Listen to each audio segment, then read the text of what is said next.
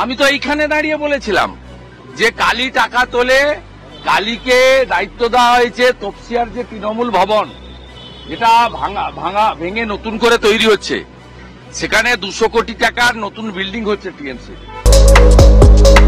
Recall করুন memory না, এইখানে দাঁড়িয়ে বলেছিলাম যে কালী টাকা তোলে।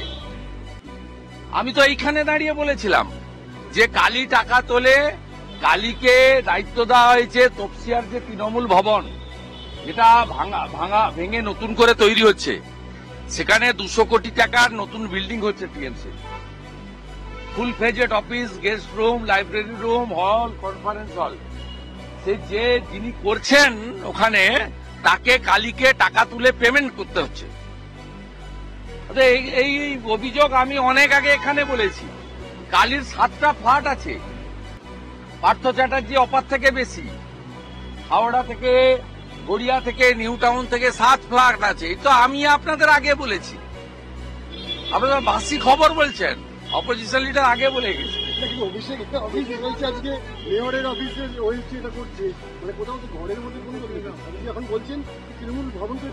না না, কন্দল টন্দল আমি স্বীকার করি না। আমি ব্যক্তিগতভাবে কারোর নাম বলছি না। ভাইপোর একমাত্র পরিচয় তিনি মমতা ব্যানার্জির ভাইপো, মুখ্যমন্ত্রীর ভাইপো। উনার আলাদা কোনো অস্তিত্ব আছে বলে আমি স্বীকার করি না। অতএব মমতা ব্যানার্জিকে বাদ দিয়ে উনার নিজস্ব কোনো কিচ্ছু নেই। আর আমি নিজেও মনে করি যে মমতা ব্যানার্জি কখনোই তার ভাইপোর উপর নির্ভরশীল নন। কার্বাইড দিয়ে কাঁঠাল পাকানোর মতো।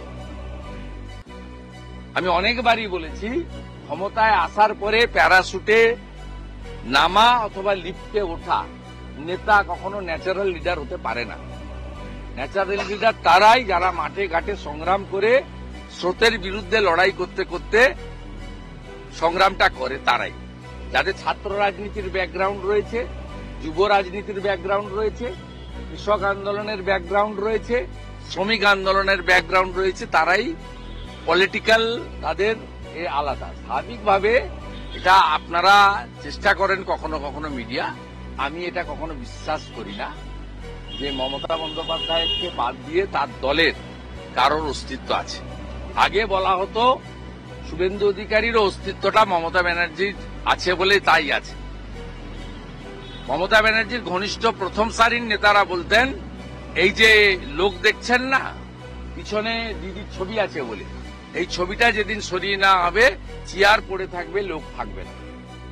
এটা অন্য অনেকের ক্ষেত্রে প্রমাণ হয়েছে। কিন্তু আমি মমতা ব্যানার্জির কাছ থেকে বেরিয়ে এসেও নন্দীগ্রামে ওনাকে হারিয়ে, আর এবারে উনি অনেক চেষ্টা করেছেন অধিকারী মুক্ত পূর্ব মেদিনীপুর করতে, আমি মমতা মুক্ত পূর্ব মেদিনীপুর করতে পেরেছি। এটা আমি প্রমাণ করে দিয়েছি যে মমতা বন্দ্যোপাধ্যায়ের বাইরেও আমার সাথে এলাকার জনগণ রয়েছে। এই মুখ্যমন্ত্রীকে তাড়াতে হবে। রাজীব কে আছেন?